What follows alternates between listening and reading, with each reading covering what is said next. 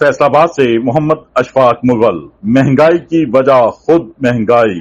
सब्ज मंडी से 50 रुपए किलो मिलने वाले आलू रेडीबान 100 रुपए फी किलो में फरोख्त करने के साथ प्याज जिसका सरकारी परचून रेट 70 रुपए फी किलो है वो भी 100 रुपए में फरोख्त करने लगे।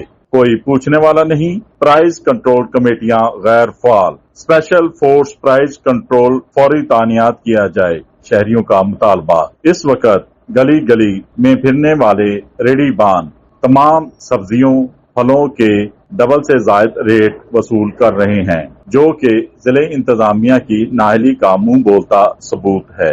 गरीब कब सस्ती सब्जी व फ्रूट खरीदेगा, ये सवाल हर घर का है। जिले इंतजामिया कब बेदार होगी, हर शहरी ये सवाल पूछ रहा है। सरकारी रेट लिस्ट के मुताबिक कब सब्जी व फल के रेट फरोख्त होंगे। प्याज तो 100 का 2 किलो भी बेच दीदा।